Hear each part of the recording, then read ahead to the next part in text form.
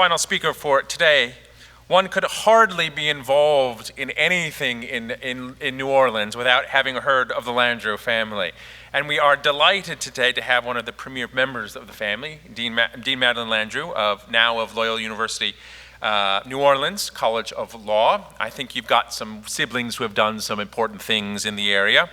Prior to her appointment in 2017, Dean Landrieu served, of course, as a judge as well at the Fourth Circuit of Court of Appeals here in Louisiana. She was also a trial court judge, Civil District Court for the Parish of Orleans, I think your home parish here, not too far from where we are today. During her 16-year tenure on the judiciary, she was appointed when she was 12, I think, Dean Landrieu served as president of both the Louisiana District Judges Association and the Louisiana Judicial College. She is currently a member of the board of the Louisiana Judges and Lawyers Legal Assistance Programs. But I think for me, what has been most impressive for me is Dean Landrieu's care of the most vulnerable, especially for children, and the work that she has put in her career as an advocate in improving state laws with regards to protecting children has been an incredible accomplishment, and I think she's done wonders for helping children. She taught law school, of course, and the continuing legal education courses on issues of abuse and neglect of children. She's a founding board member of the Louisiana Institute for Children and Families, instrumental in the launch of Louisiana's Quality Parenting Initiative and Louisiana Fosters, which hope to raise awareness about the needs of abused and neglected children and their families. She also is chairman of the board of Covenant House here in New Orleans, a service that provides shelter for homeless, at-risk, and trafficked youth. But most important, perhaps, for today is Dean Landrieu was a member of our task force, our disaster relief task force. She co-chaired the committee on continuity of operation planning for the courts and legal services providers. So we are very grateful, Dean Landrieu, to have you here today and to close out our meeting today.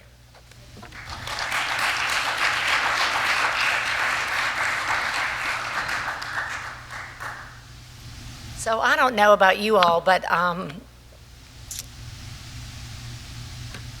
memories just flood. For those of our friends from Louisiana, I really did not think I would do this. I mean, it is, when we were talking about those incidences, we remember them deeply, right? So those of you all who have been involved in disaster recovery, this room that we sit, restored by Justice Caligaro, as Justice Weimer so graciously expressed, his leadership brought us back to this building that had been dilapidated for so long, but his leadership actually did a lot more than that.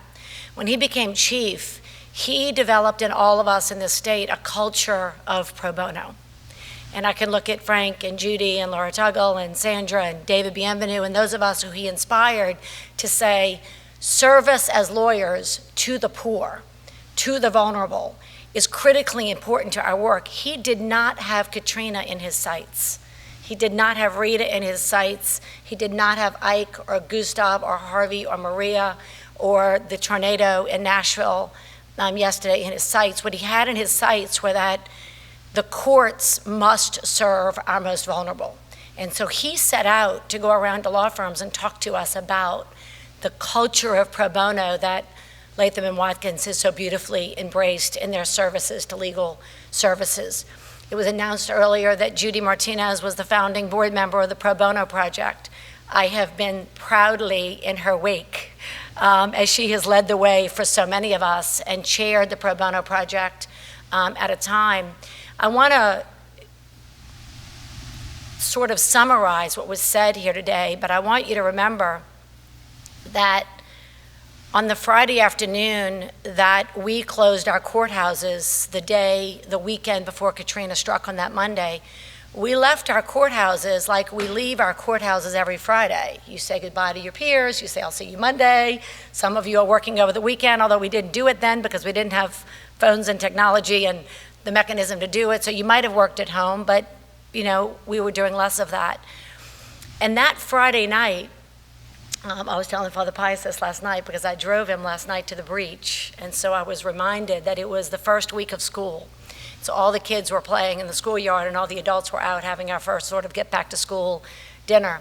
And it was not until that Friday night that the news came on that warned us that this storm might be more than a Category 1 hitting the tip of Florida, heading sort of easily through, not easily, it's never easy, but not something to be alarmed by, but it bounced back out into the Gulf. And I remember telling the people watching the news at 10 o'clock, I was like, y'all are weather wimps, get a drink, move on, right? Little did we know that in the next 12 hours, our lives would all change. My children, I am one of 9 children. 6 of us lost our homes in some form or fashion in that storm, whether we had 9 feet of water or a tree through the roof, or otherwise displaced.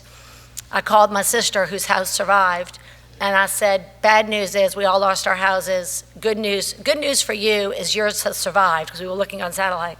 Said, bad news for you is we're all moving to your neighborhood. Because we all sort of surrounded her and, moved in that neighborhood and hunkered down as a family. My children then were all in grade school.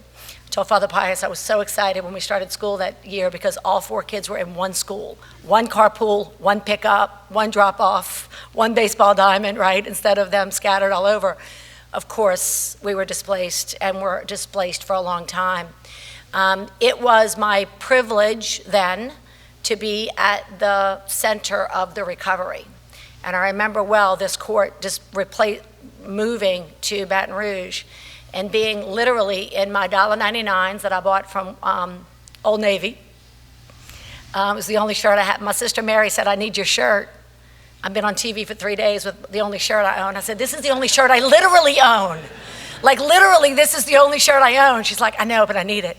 And so I remember walking in and being with then Associate Justice Kitty Kimball, who led our recovery. And I'm going to get to a point here in a second about leadership. Chief Justice Calagaro was the Chief Justice, but he had small children.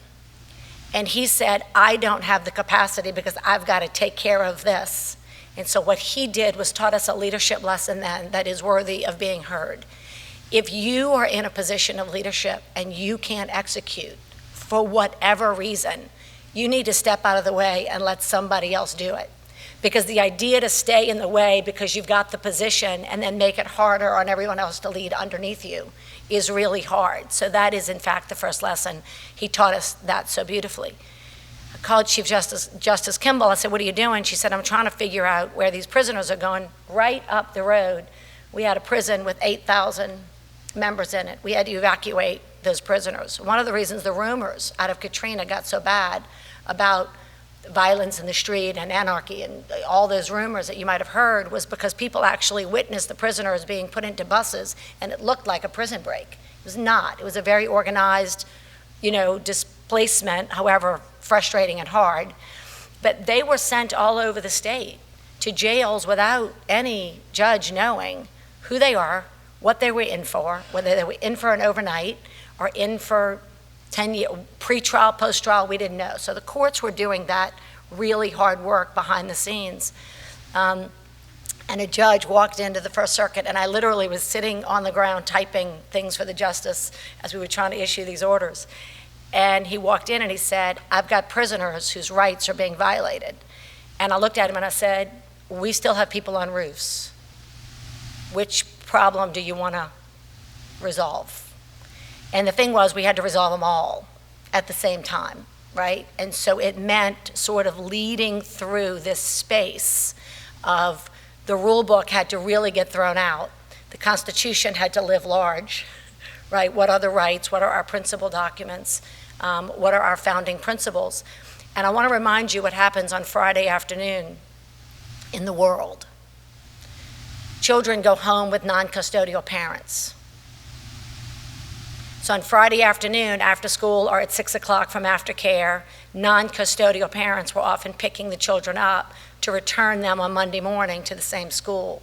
While non-custodial parent evacuates to Texas, custodial parent evacuates to Florida. Again, all thinking, no big deal at this point, all thinking we're coming back on Monday morning, or maybe Wednesday, or maybe Friday. No, we're gone for a long time. If you were lucky, you were back in a couple of weeks. Others were gone for years, and the courts had to be open. We had to be open to resolve those disputes. we also at the same time had to be closed so that employees could be safe, and so that statute of limitations, or in our civilian tradition, prescription, didn't run against those whose rights were being affected by the courts. What is this all to say? It's all to say that in the end, as the panelists have said it, no disaster presents itself the same way the last one presented itself. Because if it did it that way, it would be a planned event, and we'd all be ready, and we'd know exactly what to do. It presents itself materially different. And so what that means, as Judy so eloquently said to us, is resilience. And the panelists spoke of leadership. It ultimately means leading and accepting the plan and modifying the plan to meet the need. But in that, your decision-making has to be guided by something. We did not know at the time Katrina hit, and I'm saying we, and I am proud to say it on TV because nobody knew, what FEMA was, what the letter stood for, what it meant, who it was. It was like one of my sisters, the chief of staff, looked at me and she said, "Take me to your FEMA people." Right, as we were trying to figure out what this looked like. Now, of course, it is a more nimble agency. It is more integrated. It is learning. We are all learning. But in the end, the question is whether we've learned enough to lead well, and whether we're guided by the principle that lawyers and the courts stand open and ready to serve all members of the community, but recognizing that in disasters, while it is an equal opportunity destroyer, my neighbor had a $3 million home. It did to his home the same thing it did to mine, and I promise I don't have a $3 million home, right? I mean, it across the board did damage. The difference is that those of us with means, the lucky ones, as Judy recalled it, have the ability to recover easier, better, however hard.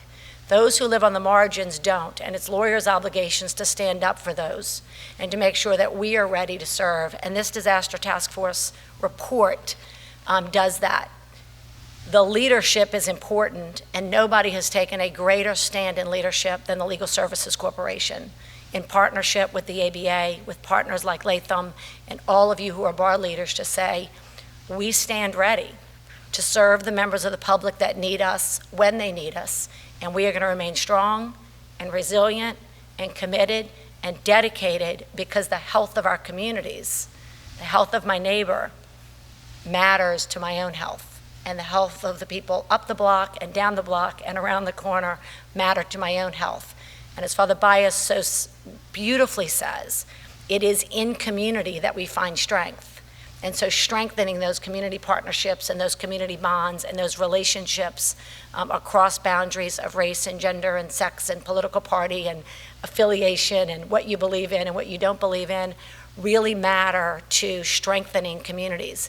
So my congratulations to Legal Services Corporation, to Latham, to all the partners, to everyone I've had the privilege of working with on this disaster task force. It has been really a terrific amount of work. I have lent very little of myself to it, but I've given as much as I had, and together all of us giving a little bit have created an amazing document that I promise you will not be shelved.